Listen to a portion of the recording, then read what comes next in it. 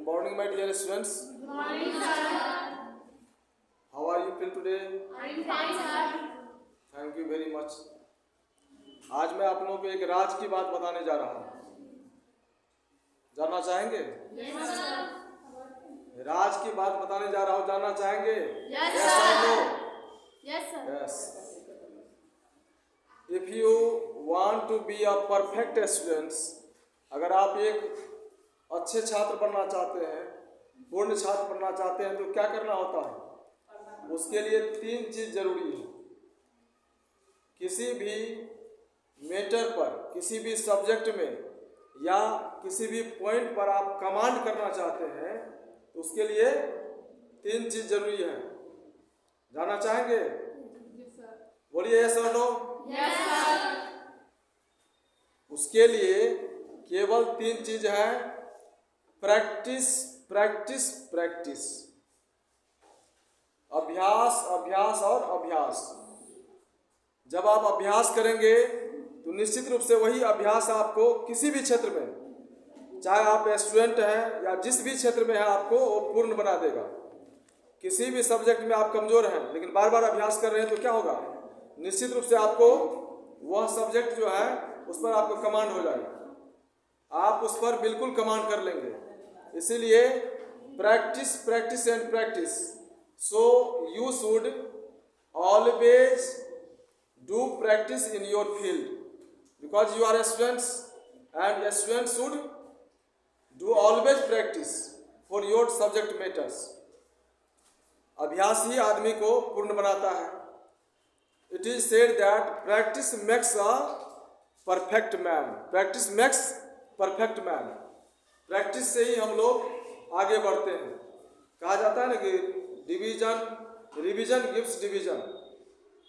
If you want to get good division in your class, then you should do always revision your subject matter. हमेशा आपको revision करना होगा। कोई भी subject है आप रिवीजन नहीं कर रहे हैं, एक बार पढ़ लिए हैं, निश्चित रूप से आप भूल जाइएगा। पढ़ाई ऐसी चीज है जो आप 5 दिन छोड़ दिए, पढ़ाई आपको 10 दिन छोड़ देगा। महीना दिन छोड़ दिए तो समझिए 3 महीना के लिए छोड़ देगा। कोई चीज़ पढ़े हैं लेकिन उसको आप रिवीजन कर लिए तो समझिए वो एक बार रिवीजन कर लिए, याद किया हुआ चीज़, तो फिर आपको 6 महीना तक के लिए याद रहेगा। इसीलिए प्रैक्टिस हमेशा करते रहिए अपने सब्जेक्ट में। चलिए आज आप लोगों के लिए बहुत ही इम्पोर्टेंट चैप्टर लेकर के आया हूँ जो टेंस से रिलेटेड है। Past tense. क्या है? Past tense.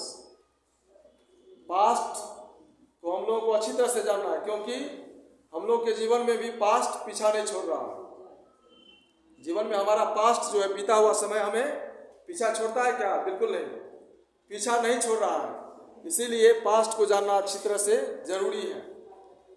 अब यहाँ सवाल ये उठता है कि पास्ट आया कहाँ से? पास्ट टेंस कहाँ से आया है? अरे प्रेजेंट ही तो पास्ट बनता है। जो आज हमारा है क्या वो कल क्या हो जाएगा? किसी और का। ऐसा समझो कि किसी और का हो जाएगा। जो आज समय तुम लेकर के आए हो, ये समय बीत जाएगा तो वही ना पास्ट हो गया, वही पास्ट हो गया। उसी को हम लोग समझने जा रहे हैं, पास्ट टेंस को। यहाँ डिप्रेशन में दिए हम past tense.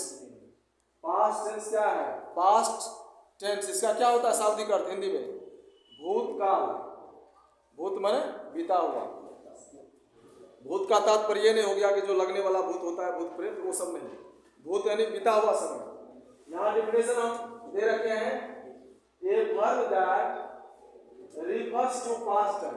A verb that refers to past time is called past tense.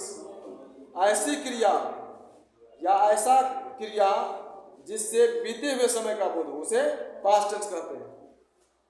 अब देखिए पास्ट टेंस के 4 भेद होते हैं, आप लोग अच्छी तरह से जानते हैं। Simple past, past continuous, past perfect, past perfect continuous. जैसे प्रेजेंट टेंस के 4 भेद हो गए, उसी तरह से पास्ट टेंस के भी 4 भेद। फिर फ्यूचर में जाएंगे तो फ्यूचर के भी 4 भेद होंगे। तो यहाँ सबसे पहला पार्ट लिए हैं हम simple past. One by one करके समझना होगा। इसके जो 4 काइंड्स हैं, जिसमें से पहला पार्ट ये है सिंपल पास्ट। अब सिंपल पास्ट को आज हम लोग जानते हैं। सिंपल पास्ट टेंस, इसको हिंदी में कहा जाता है सामान्य भूतकाल। क्या कहा जाता है? सामान्य भूतकाल। इसका डिफिनेशन हो जाएगा A tense which refers an action। Action means क्या होता है? कार्य। जैसे आप लोग अभी एक्शन कर रहे हैं, कार्य कर रहे हैं।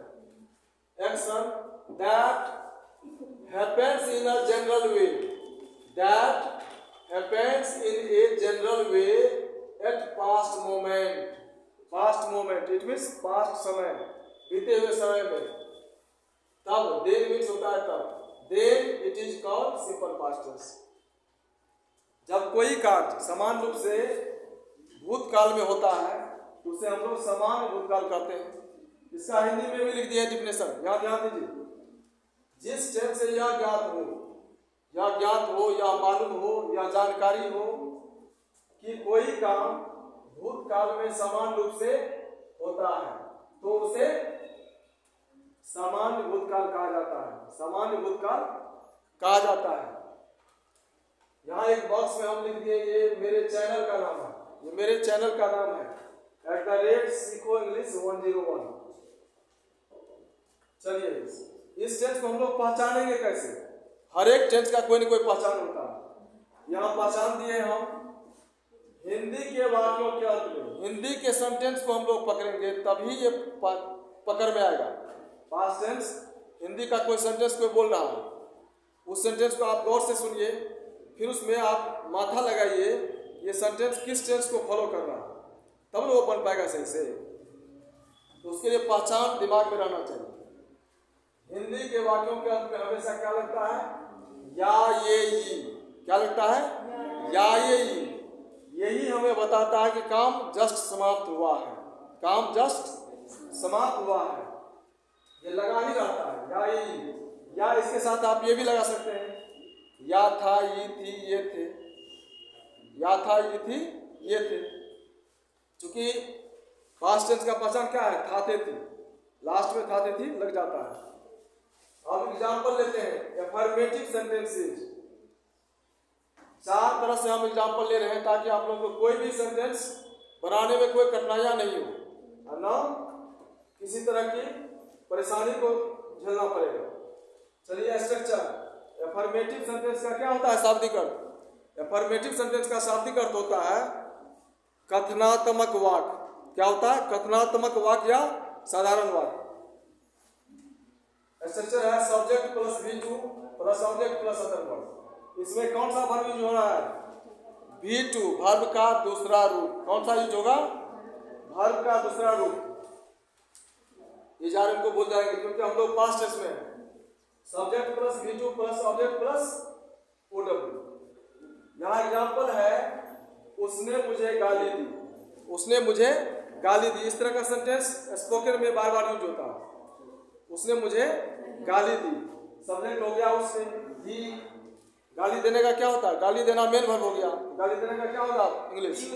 एब्यूज। एब्यूज को हम लोग V2 में रखेंगे। किसमें रखेंगे? V2 में रखेंगे। यहाँ हो गया, देखिए ईडी जुड़ गया, ईडी जोड़ देंगे तो ये क्या हो जाएगा?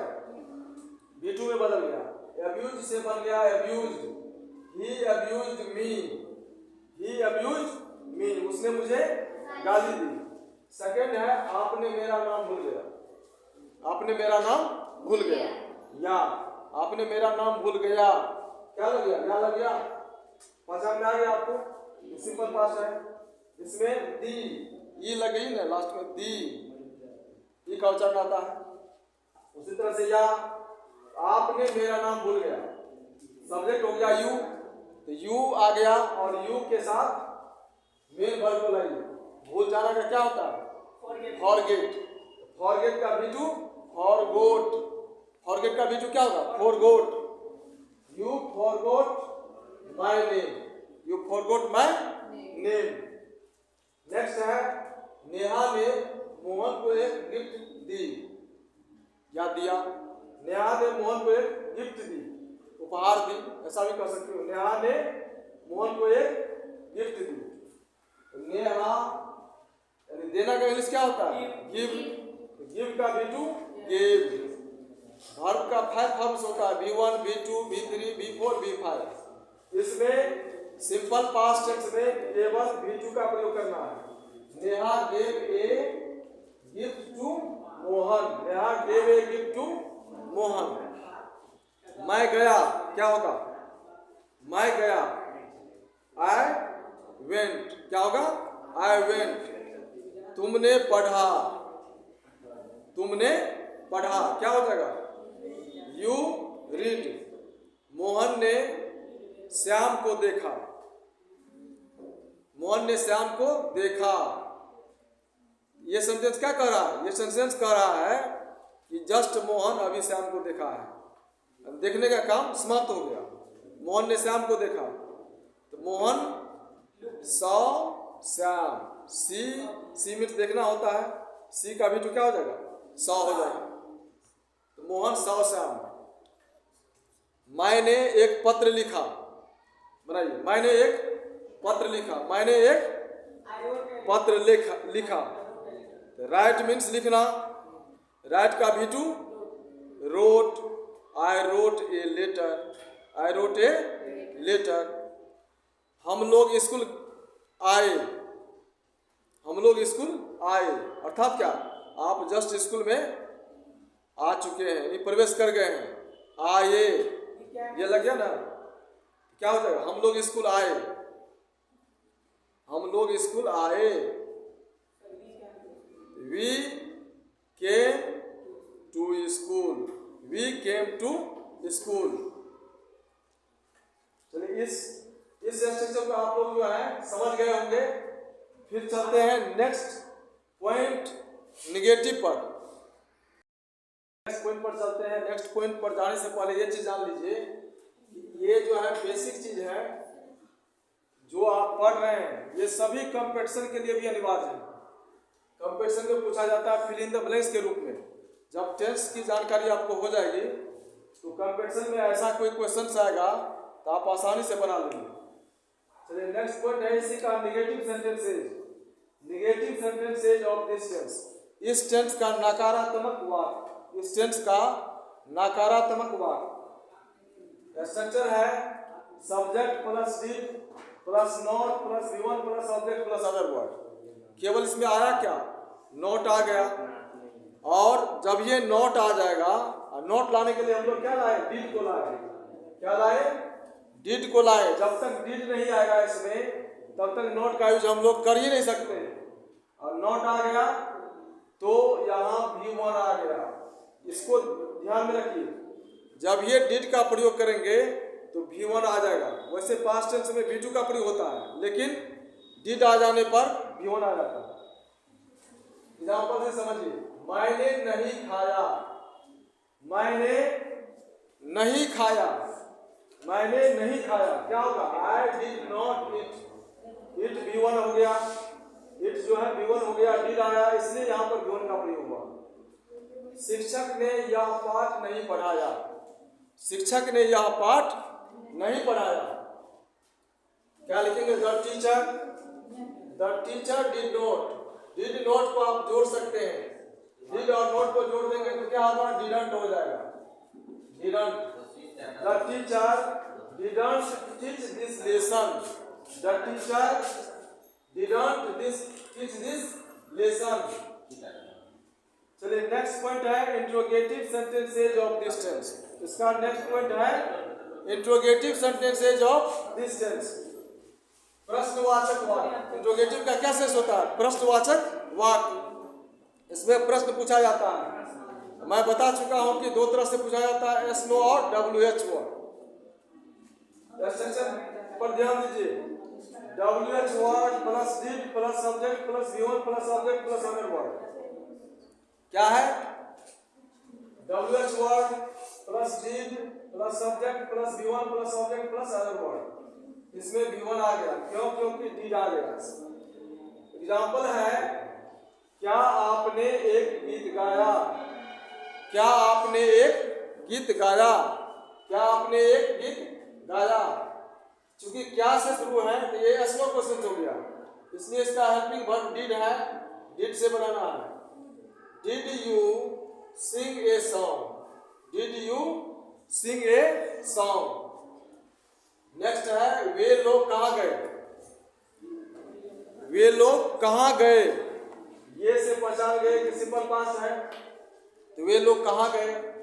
अब ये WH वर्ड आएगा इसमें, क्योंकि जब ये हिंदी के वाक्य में कहाँ, क्यों, कैसे, कब आ जाता है और वो सब्जेक्ट के बाद आ जाए तो उसमें WH वर्ड लाना पड़ता है। देखिए इसमें WH वर्ड आया है, ध्यान से देखिए। वे लोग कहाँ गए, Where did they go, Where did they go, वे लोग कहाँ गए। नेक्स्ट है अगला पॉइंट, इंट्रोगेटिव निगेटिव। चूंकि इसी दोनों को जोड़ करके बनता है, इसी को प्लस कर देते हैं, निगेटिव के साथ इंट्रोगेटिव को चौथा पॉइंट बन जाता है। Interrogative negative sentences of this tense, interrogative negative sentences of this tense.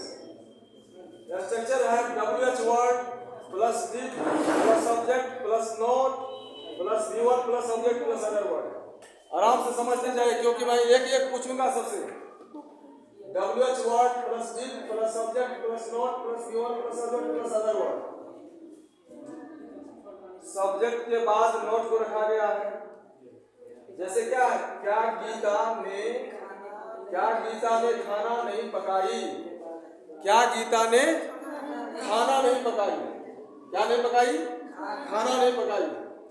कैसे बनाइएगा, स्टार्टिंग में क्या आ गया, इसके लिए व्हाट का प्रयोग नहीं करना, व्हाट का प्रयोग करेंगे गलत हो जाएगा। हेल्पिंग वर्ब डिड जो है इसी से आएगा।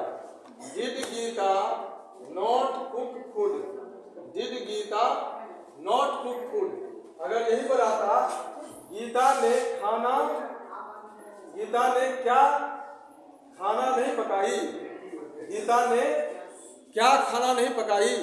जब ये रहता कि गीता ने क्या खाना नहीं पकाई, तब हो जाता what did Gita not cook food, what did Gita not cook food.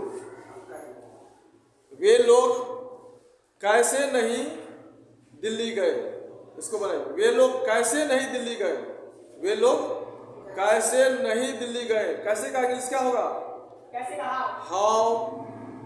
How did they not go to Delhi.